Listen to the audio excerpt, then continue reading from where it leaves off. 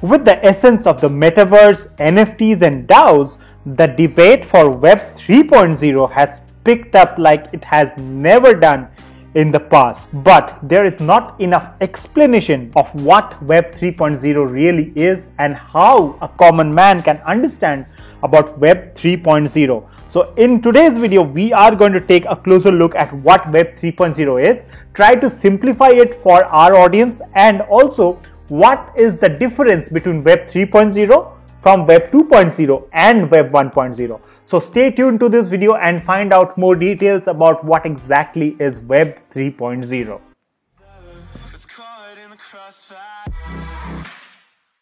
Subscribe to watch more videos like this.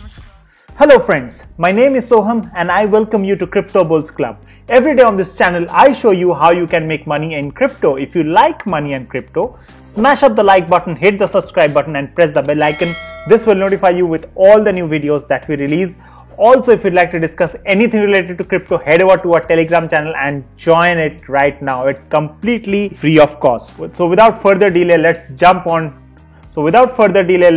straight into what Web 3.0 really is and how it is different from its predecessors. Now, according to Tim Berners-Lee, the creator of the World Wide Web, the Web 3.0 is dubbed as the semantic web with the goal of creating a more independent, knowledgeable, as well as an open internet. The key word here to note is that open internet, which I would come to in the later part of the video, and how this open internet is driving the adoption of Web 3.0 and how this open internet is the future rather than the closed internet or the Web 2.0. Web 3.0 is all about solving the two major issues of the Web 2.0. What are they? Centralization and privacy, using the blockchain technology and decentralization. So at the core of the Web 3.0 is the blockchain technology, which we know is a distributed system and it helps to decentralize all the major components of the internet.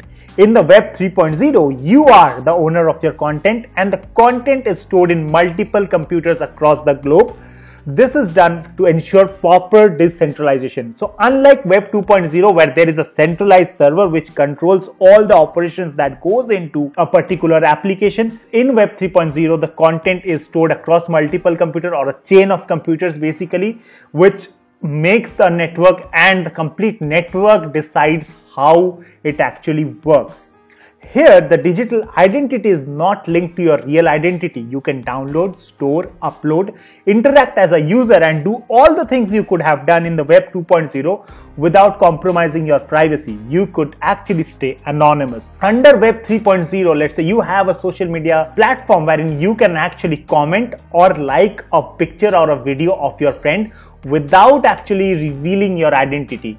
The like would be counted under your wallet name, for example. Your identity could be your MetaMask ID. Now, what are some of the features of the Web 3.0? Let's try to understand that. The number one feature that I would like to cover today is the decentralization. Decentralization, guys, it lies at the core of every Web 3.0 application. Since it is a distributed system and is powered by blockchain, all the data inside the Web 3.0 application is actually distributed across a system, across computers rather than a centralized server. Now you can have the control of your own data. Unlike Web 2.0, wherein you are targeted by multiple ads over and over and over again for activity which you might have done on the internet, in Web 3.0 you can actually decide whether you want to share your data with an application or you want to save it to yourself and do not reveal your identity.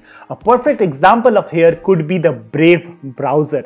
Now, the Brave browser started way back in 2017, 2018, but unlike the centralized browsers like Google Chrome, Mozilla and some of the others, which actually capture your cookies without your consent, Brave browser gives you an opportunity to share whether you are willing to share your data with the advertisers, and in return, you also get paid as well. Now, another important aspect of Web 3.0 is there is no censorship at all.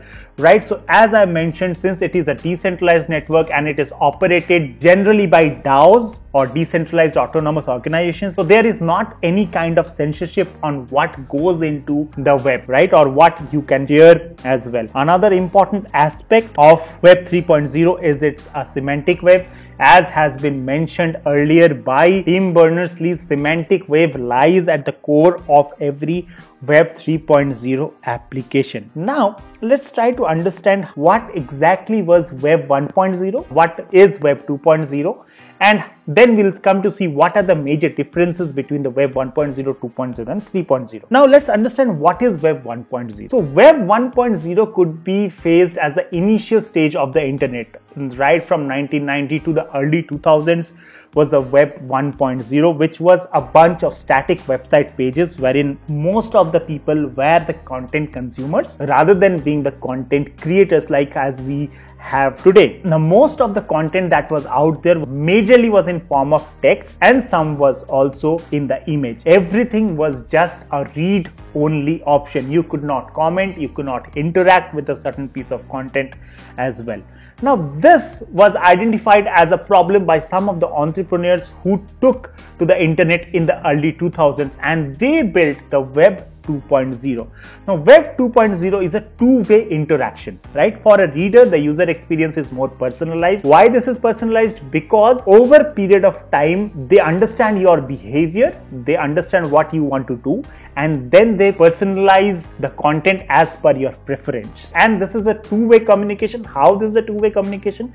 For example, you are posting a certain video or a certain article over the internet. Let's say you post a certain article over Facebook. Then your friends or your community can actually go there, share it with other friends, as well as comment and express their opinions on top of their content. Here, the readers not only find the information from the pages they visit, and the websites also collect data from the readers or their users, that is their likes, interest, pages they visit, how much time they have spent on that page, etc. So this is at the core, the personalization is at the core of Web 2.0, and this is how billion-dollar businesses like Facebook, Instagram, YouTube and many others drive their business. They are not social media companies, guys. They are data companies. They are in the business of customizing their platform as per your preference based on your data. Just imagine of one place. You actually visited a travel website. Let's say you wanted to book a ticket from Mumbai to New York. Then for the next 7 to 10 days, every place that you visit on the internet would actually show you advertisements related to flight tickets from Mumbai to New York and sometimes even offers as well. Now, how is this done? This is actually done by personalization that each Web 2.0 application has. And how do they do it? They collect your digital footprints or your cookies. So if you do not understand cookies, cookies are a collection of your browse history. Whatever you are doing on the internet, they are actually collecting it. That's why you would have seen when you are visiting multiple websites, they have a disclaimer right at the bottom. We accept cookies. Do you accept this or not? When you click without reading it, then indirectly you are giving access of your personal data to that particular website, who then processes the data and then also sometimes sells it to other organizations as well. Now, what was the major difference between Web 2.0 and Web 1.0? So unlike Web 1.0, where the screen was entirely same for all the users, so the content was exactly same for each user, Web 2.0 has a different screen for each user. By screen, what do I mean? The experiences or the content that they are watching is absolutely different. Now, from my understanding, the only problems associated with Web 2.0 is the centralization and privacy. Now, with the raising demand for decentralization and data privacy being considered as one of the problem statements around the globe, the demand for a decentralized network has risen over the years, and the answer to all these problems is the Web 3.0. Now, let's try to understand what are the major differences between the Web 1.0, Web 2.0 and Web 3.0. So first of all, if I have to talk about the generation, the Web 1.0 was the first generation, Web 2.0 is the second generation, and the Web 3.0 is the latest generation that is out there. If I have to talk about the definition which has been given by Berners-Lee, then Web 1.0 is only read, Web 2.0 is read as well as write, Web 3.0 is read, write and execute. Now, what are some of the technologies that have been associated over these webs over the generations? Now, Web 1.0 mainly had files and web servers, content and enterprise portals, and search engines such as Yahoo and emails such as Hotmails as well. Web 2.0 has become more and more interactive. They have Adobe Flex Enterprise Java, Microsoft .NET Framework. They also have instant messaging. Now, Web 3.0 is characterized by semantic searching, knowledge bases, ontologies, personal intelligence, and digital assistant. Now, if I have to talk about what kind of web, then Web 1.0 was simple web. Web 2.0 was defined by the social media, so it could be defined as a social web. And the Web 3.0, as I mentioned earlier, is a semantic web. What are some of the examples of the Web 1.0, Web 2.0, and Web 3.0? Let's take a look at that. Web 1.0 could be your regular news website, for example, your CNN. Web 2.0 could be all the social media websites that you have, for example, Facebook, YouTube, Instagram, LinkedIn.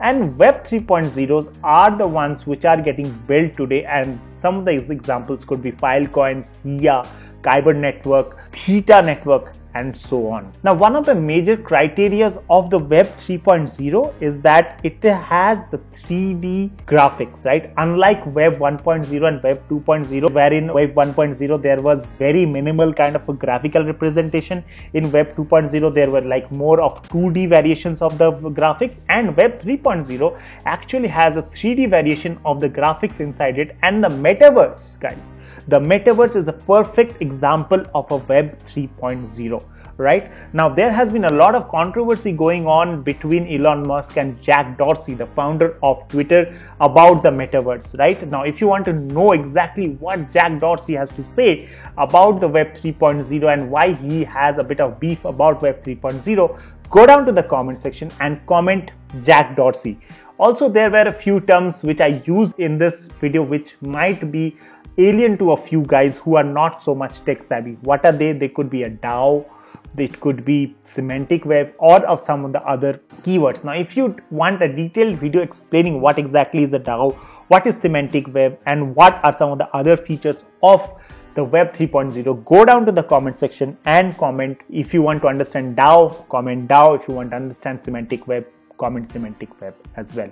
Now, what are my final thoughts about Web 3.0? Now, these are still very, very early days about Web 3.0, and I believe DAOs, or decentralized autonomous organizations, are going to be the future of corporate world, right? Web 3.0 will not have any CEOs or vice president or chairman. Rather, you or me will have the voting right to decide which way the company goes.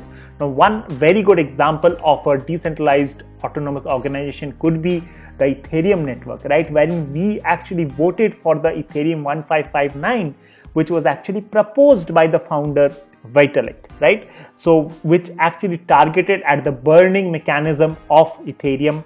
And there are many other examples as well. So, the more tokens or the more shares that you hold in an organization, you will have the more voting power.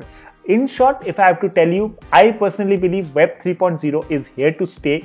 And of course, there will be some resistance from the existing players. But we need to understand one thing, right? These giant organizations are actually driving our user behavior and consumer behavior by the advertisements that they are showing, and this has to stop. Also, our data is readily available. Every other day you see that certain million records of credit cards, certain million personal information are getting sold off in the black web or the dark web, right? How are they getting exposed? Guys, these companies are collecting our data and they are selling it off in the black market as well. One of the very, very infamous example is of Cambridge Analytica, which used to sell the data to various organizations, right? So I believe this needs to stop, and the generation, the Gen Z generation, and the generation that is actually taking their first steps towards internet in 2020, I believe in this decade of 2020 to 2030 are going to be the pioneers for the Web 3.0. Over a period of time, you will see many entrepreneurs coming out in the Web 3.0 and contributing towards building the Web 3.0. So if you like the content and if you like Web 3.0 and you like decentralization. Smash up the like button, hit the subscribe button and press the bell icon.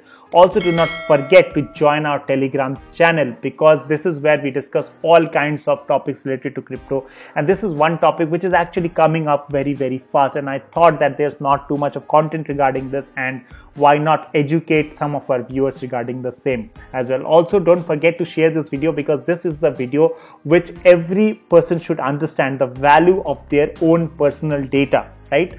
So share it with your friends and family, share it across your family WhatsApp group as well, and let people understand what Web 3.0 is. And we are right now in the middle of a revolution that is taking place. So thank you so much for tuning in. Stay blessed, stay happy, take very good care of yourself. Bye bye for now.